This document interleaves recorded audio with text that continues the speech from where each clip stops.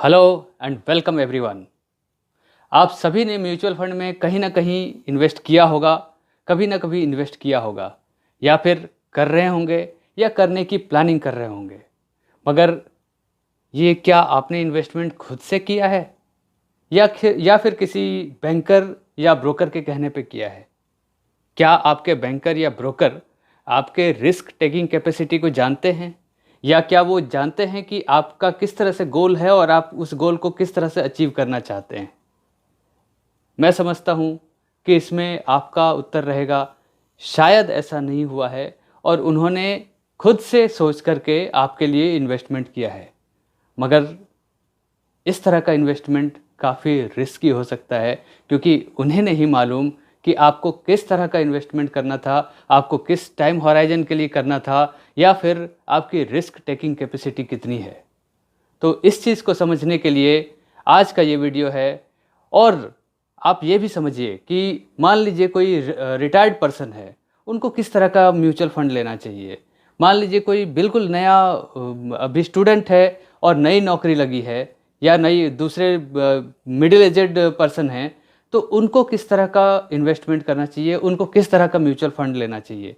क्योंकि mutual fund में सभी के लिए अलग अलग तरह के वेरिएंट होते हैं, उन सबको देखना होता है, समझना होता है, और आपके लिए क्या सूटेबल है उस चीज़ को जानना होता है। और आज के वीडियो में हम यही जानेंगे। मैं हूं आपका दोस्त भागीरथ विश्वकर्मा और आप देख रहे हैं फिनवेस्ट वर्ल्ड। आइए सबसे पहले हम जानते हैं कि म्यूचुअल फंड किस तरह के होते हैं, कौन कौन से तरह के होते हैं। तो बेसिकली म्यूचुअल फंड 3 तरह के होते हैं। पहला है इक्विटी बेस्ड म्यूचुअल फंड, दूसरा है बॉन्ड बेस्ड म्यूचुअल फंड, और तीसरा है हाइब्रिड। तो हम इन तीनों को एक एक करके समझने का प्रयास करते हैं। पहला यानी इक्विटी बेस्ड म्यूचुअल फंड ऐसे म्यूचुअल फंड होते हैं जिसमें आपका इन्वेस्टमेंट वेरियस कंपनीज के इक्विटी में होता है। कहने का मतलब कि ऐसे इन्वेस्टमेंट काफ़ी रिस्की होते हैं और इसका टाइम होराइजन भी ज़्यादा होता है।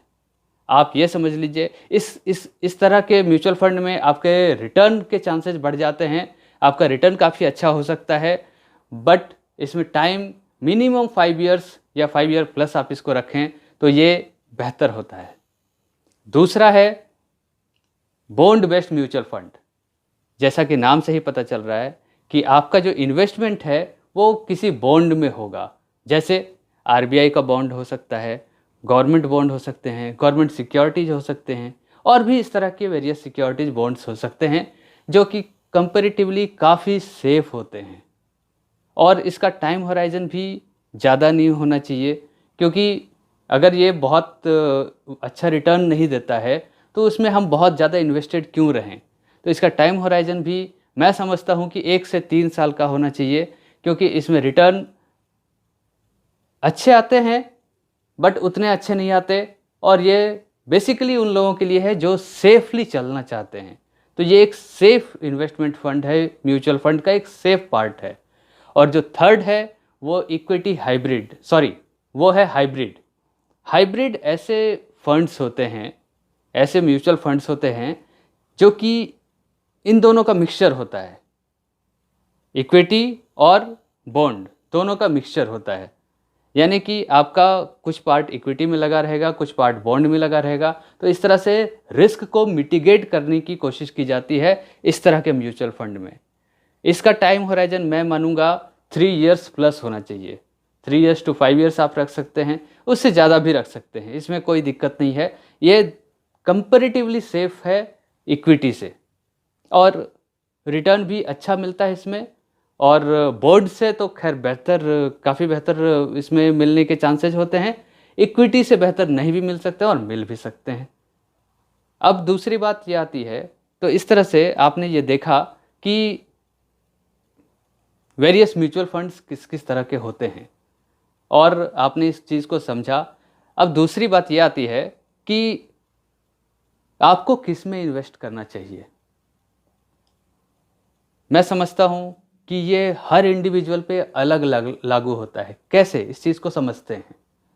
पहला तो ये है कि अगर मान लीजिए कोई रिटायर्ड पर्सन है, रिटायरमेंट के बाद उनको पूरे जीवन भर की कोई पूंजी मिली है, रिटायरमेंट के बाद उनके जो भी रिटायरमेंट बेनिफिट्स हैं वो मिले हैं, और अब उनको मालूम है कि इसके बाद उनको सिर्फ पेंशन ही मिलना है, अगर पेंशन है तो, और इसके अलावा और कुछ नहीं मिलना है, तो ये उनके जीवन भर की कमाई है। अब वैसी स्थिति में क्या उनका इक्विटी रिलेटेड फंड लेना, म्यूचुअल फंड लेना ठीक रहेगा? ये अगेन उस व्यक्ति की रिस्क टेकिंग कैपेसिटी पे डिपेंड करता है।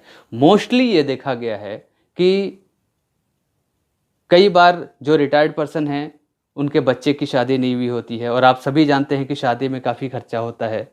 या फिर मान लीजिए बच्चे की शादी हो गई है, उनको घर बनाना है, उन्होंने घर नहीं बनाया अपने सर्विस के ड्यूरिंग, तो फिर उनको घर बनाना है, फिर उसमें भी काफ़ी खर्चा होता है। बट सपोज कीजिए कि इन चीज़ों को करने के लिए उनके पास 1-2 साल का टाइम है, 2-3 साल का टाइम है, तो वैसी स्थिति में वो चाहते हैं कि इन्वेस्टमेंट करें। तो उनको कैसा इन्वेस्टमेंट करना चाहिए? क्या उनको इक्विटी रिलेटेड इन्वेस्टमेंट करना चाहिए? मैं समझता हूँ नहीं, क्योंकि जब 2-3 साल का ही हॉराइजन है तो इसमें बॉन्ड बेस्ड म्यूचुअल फंड देना चाहिए, उनको लेना चाहिए, उनको परचेज करना चाहिए, क्योंकि वो काफ़ी सेफ़ हैं और 2-3 साल में एक ठीक ठाक रिटर्न दे देंगे। दूसरा एग्जांपल अगर हम लोग लेते हैं, जैसे सपोज कीजिए कोई स्टूडेंट है या किसी की नई नौकरी लगी है, या सपोज कीजिए कि कोई मिडिल एजेड पर्सन है और उनको इन्वेस्टमेंट करना है, तो इसमें मैं समझता हूँ कि उनके पास टाइम हॉराइज़न अच्छा होता है, वो 5 इयर्स प्लस में जा सकते हैं और वो इक्विटी में इन्वेस्ट कर सकते हैं, इक्विटी रिलेटेड म्यूचुअल फंड में इन्वेस्ट कर सकते हैं। उसमें उनको रेट ऑफ रिटर्न काफ़ी अच्छा मिल सकता है। इसके साथ ही कुछ ऐसा भी हो सकता है कि मान लीजिए कोई मिडिल एजेड पर्सन है, या फिर जिसकी नई नौकरी लगी है, उसको खुद से ही अपनी शादी का भी खर्चा निकालना है, या खुद का कोई नियर फ्यूचर में खर्चा आ रहा है, जो कि नियर फ्यूचर में हो सकता है कि 2-3 साल में आ रहा है, तो अगेन उनके लिए ये कभी भी ये एडवाइजेबल नहीं होगा कि इक्विटी फंड दे दिया जाए या उनको इक्विटी फंड परचेज कर लें। वो ऐसी स्थिति में भी बॉन्ड फंड में जा सकते हैं, या अगर 3 साल से ऊपर का हॉराइजन है उनके पास इतना समय है, तो वो इक्विटी हाइब्रिड में भी जा सकते हैं। सिमिलरली सपोज कीजिए कोई मिडिल एजेड पर्सन है और उनको इन्वेस्ट करना है, और सपोज कीजिए कि उनके बच्चे की पढ़ाई के लिए अगले 4-5 साल में ऐसा फंड की रिक्वायरमेंट है, तो वो फिर इक्विटी हाइब्रिड में या हाइब्रिड में जा सकते हैं। इस तरह से हर एक व्यक्ति की अलग अलग रिस्क टेकिंग कैपेसिटी होती है, और उसके हिसाब से उनको अपना पोर्टफोलियो मैनेज करना चाहिए। ऐसा नहीं कि कोई भी किसी को भी दे दिया जाए।